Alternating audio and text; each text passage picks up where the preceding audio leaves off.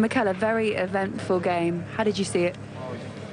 Well, I'm very disappointed because I cannot accept my team to play the way we did for certain periods in the first half, the goals that we conceded, because what I expect is the team to play the level that we showed afterwards, which we played incredibly well. We should have scored 6 or 7 goals. But we are all the time on the verge because we have two phases. And the first phase is about giving goals to the opponent and not doing what we have to do, and it's not good enough. Alexander Lacazette came out afterwards and said that they didn't respect the game plan, your players didn't respect it. How frustrating is it for you that you know they can play to a high level, but they don't? I don't know. The first goal, it can happen. It's a really good combination. They do that. They play that channel ball. There is 2 actions. They have players in the box. He's got a brilliant goal. It's fine. Up to that, it's fine. The way we consider the second one is unacceptable. The third goal is unacceptable. And we still give them one more after the throw-in in the last day. We give them the throw-in and they hit the post. And it's too much margins because then you have to score 6 every game. For the rest, the attitude, the desire that we showed and the togetherness that we showed, because at 3-0 it's really difficult to do what we've done. But I have no doubts because we talked about it and I can see every day the energy and the cohesion that the players have. And we get it really close to winning. I think we deserve to win it at the end.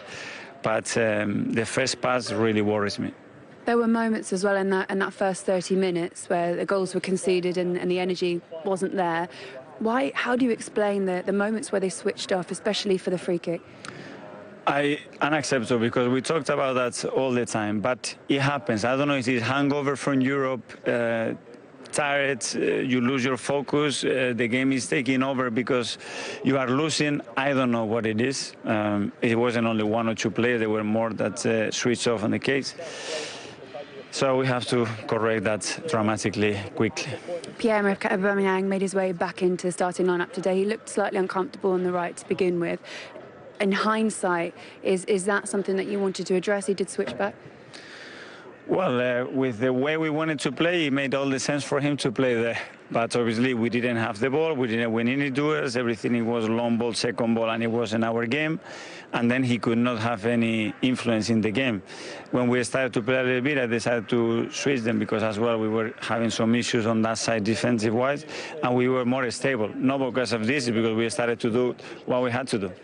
Those positives that you talk about, you said the mentality to get back into the game when you are 3-0 down. Also, one of them, Chambers, on the right-hand side, he was described by Jamie Carragher as Cafu-like.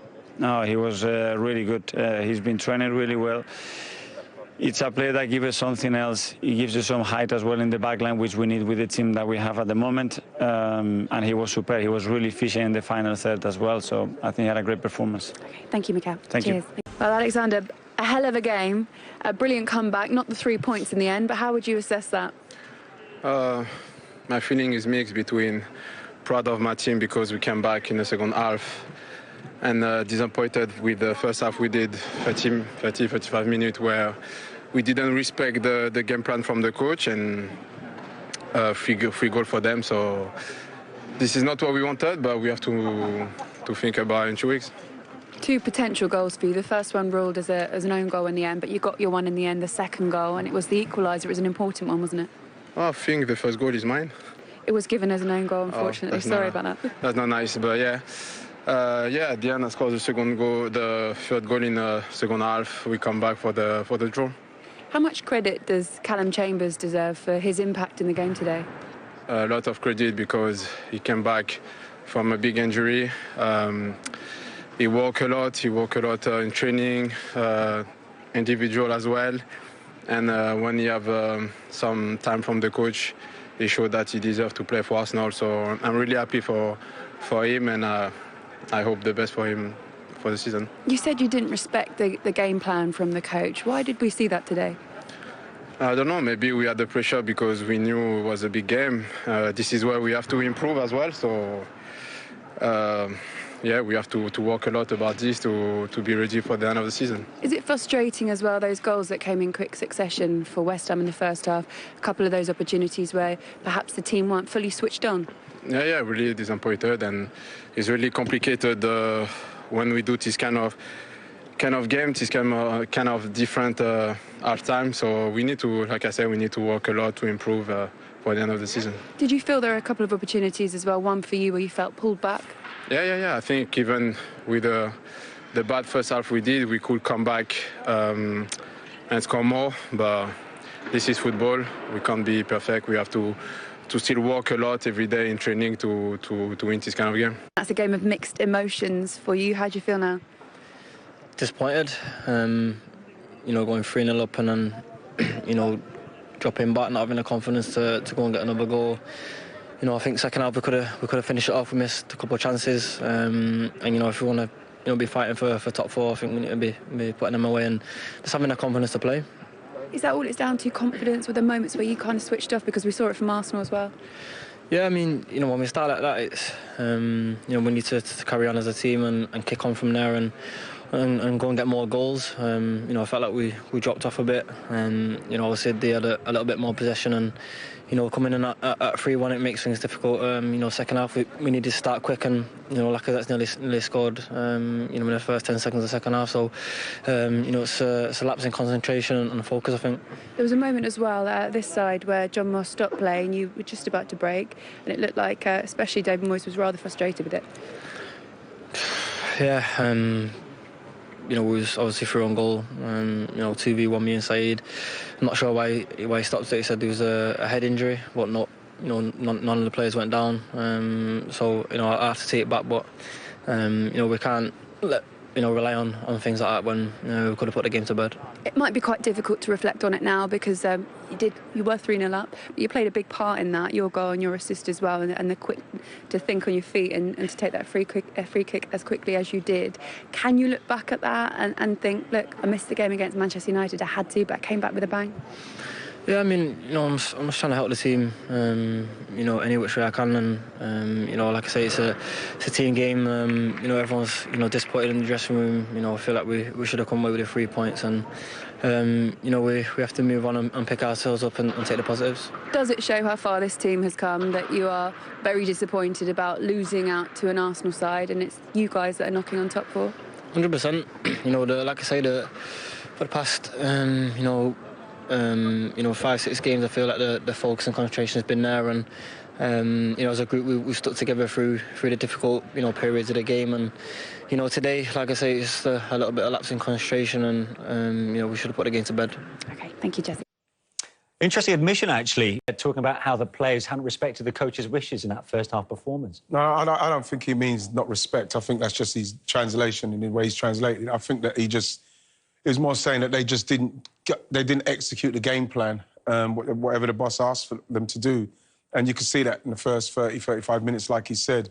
Arsenal were nowhere near it, and it was a testament to West Ham that they did punish them. They took the chances when the chances came. You could see, especially with the second goal. But in the end, I think that the character that they showed was magnificent. Chambers, Martin Odegaard, somebody that they do need to make sure that they make that signing if they can. Yeah. Because he really did come to the fore today. It was chalk and cheese from Arsenal, wasn't it, to the first half performance? It's amazing. Well, sometimes as a manager, I just said that he didn't make no changes at half-time, but sometimes as a manager you go in and go, well, look, listen, you got us in this mess.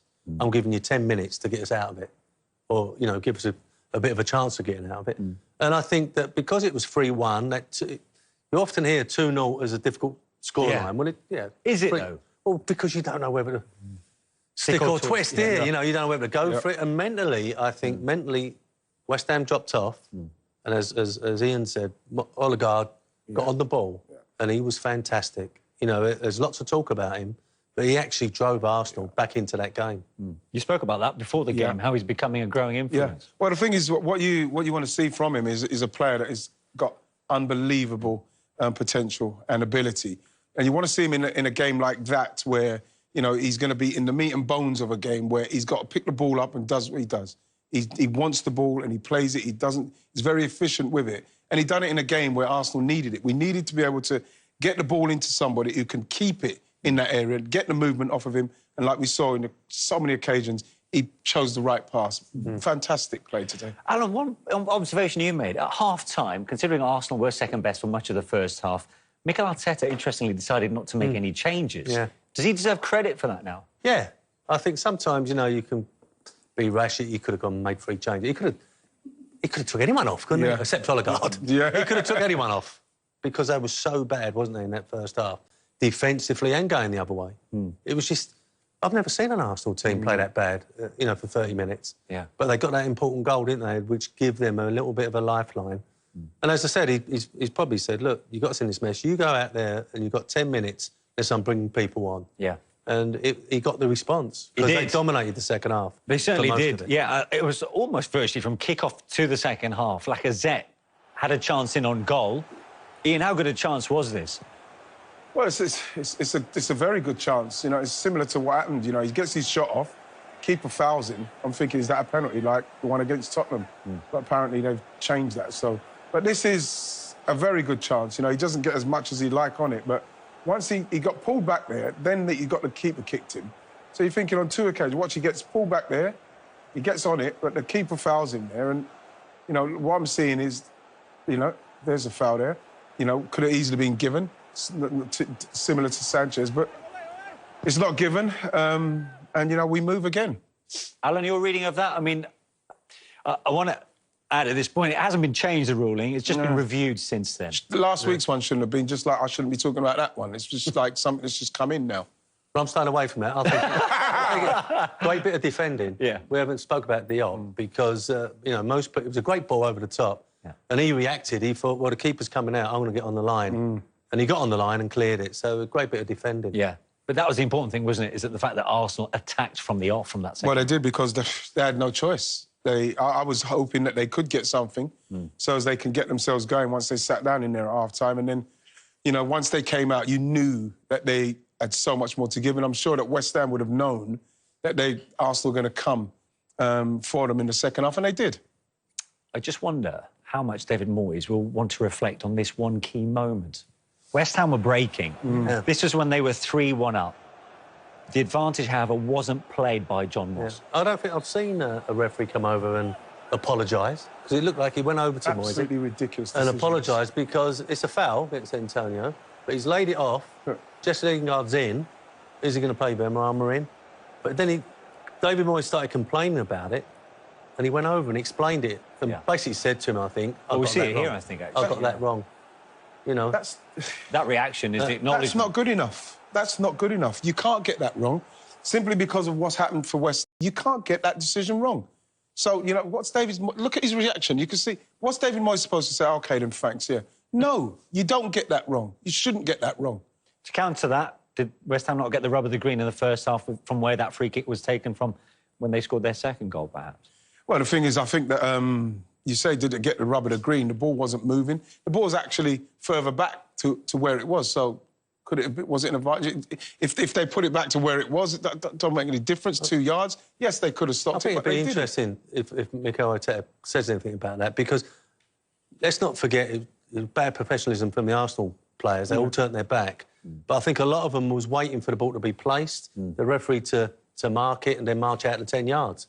They all turned their back on it. Because they weren't quite ready for it, were they? And Jesse Lingard went boom. And the keepers fell all over it, hasn't it? It's a terrible goal. And we'll get back to the first half action in a short while. But then, of course, Arsenal continued their comeback through a man who's been brilliant, really, for West Ham since he's come in. Craig Dawson, it was no goal from him, but unfortunately. But that foul in the build-up, actually...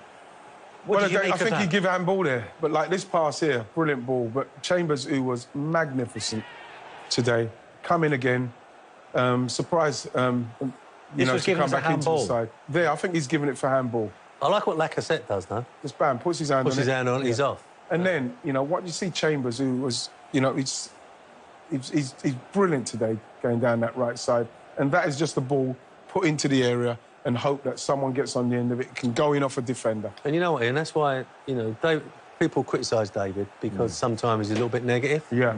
He'd be so disappointed that Benrahma hasn't run back with Chambers. Yeah, exactly, of course he will. You know, because he stopped. And that's the sort of thing... And when you're looking about perhaps being offensive, and then you see that, you wonder why, you know, he don't... How do they get back in it? Yeah, those are the little things. Just get your thoughts on the handball that was given there. Could Jarrod Bowen have done anything else than take his arm away from that I think John Moss has probably said, this is not a foul. You know, you're on your way down, you're stumbling, and you've accidentally handballed it. It's handball, and he's given the foul. I think maybe a different situation when David comes out, because I think he's going to remember one or two things in this game. He'll be picking up on these. Oh, Absolutely. Because you look at this, he's falling down, and there. There's not much in it, but what can you do? What can you do? You know, the referees seem to give it a foul, and in the end, like you see Ben Rama stop there. But Chambers, credit to him, just put it in the danger area, and brilliant from Arsenal. Talk about Chambers. It's only his second Premier League start of the season. He set up 2 of the goals. Yeah. How did you think he fared today? Oh, he's magnificent. Do we see a side of his game that's not often talked about? No, because we're talking about somebody who's just come back from, not long come back from an ACL, you know, and that is tough. It's tough to come back from that kind of injury. He's been working hard. You heard Lacazette saying about how hard he's been working. And what's great about Mikel Arteta is that he'll give you a chance. And he's given him a chance. And, you know, like I said, the Burnley game, he is brilliant. Same thing with this game, he's come in and he's staking a claim. And that's what Arsenal need. They need that kind of player, is in the backup position who'll come in and do a job like that. It's brilliant today. We heard from Lacazette. Let's have a look at the goal that really meant that, in the end, the points were to be shared. I have to say, from Pepe's perspective, the substitute, not a bad cross, this, from his weaker side. It's a wonderful cross. Great cross. Absolutely wonderful cross. And, you know, Lacazette's just got to get it on target, because he's took the goalkeeper out of the game and the centre-halves. Lingard again, perfectly weighted ball. Lovely. Wonderful cross. There's a lot of quality in that, Curve, simply because you see where Odegaard's picked the ball up there. You know, somebody that we needed for many years to be doing this. This is what Ozil was meant to be doing for us. He's got the ball in there, and it's the pass, Pepe, to be able to not touch or do anything, just get it in. And that is what you need. Somebody with that kind of composure and that area of the field is going to give you that kind of quality. Yeah. So let's try and make sense of this, because at half-time when Arsenal were 3-1 down, you quite rightly mentioned the fact that they were in Europe in midweek. 5 of the same starters featured in that 11 today. But they turned that on its head in many respects, didn't they, by completing that comeback?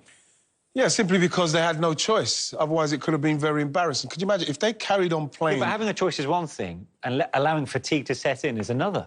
Yeah, but you say allowing fatigue to set in, but we saw in the second half that that didn't have nothing to do with anything in the end. You have to start the game like that. You know, that's why he rested some players. That's why they come in, because if you're a top team mentally, you have to be prepared for that. It's not a case of, oh, you let fatigue. Fatigue is there. And that is why they changed the team around, so they could bring someone in so it can help you to offload the fatigue, and so you've got players who are going to help you. They just didn't start well in the first half. The second half, they showed the same players. Like you say, I reckon after 10 minutes, you could say, well, we're going to take some off. We're going to take you off in 10 minutes if you don't. All of a sudden, everybody started to play. Yeah. You can find that. That's in you. If you're getting tired, then the boss will take you off. But you can't start like that. It's terrible, terrible mentality. And will the players be in that Arsenal dressing room right now thinking that's more than just a point? Yeah, and I think they'll be kicking themselves because of the way they started. And then, on the same side of it, West Ham players will be sitting there thinking, we were 3 up.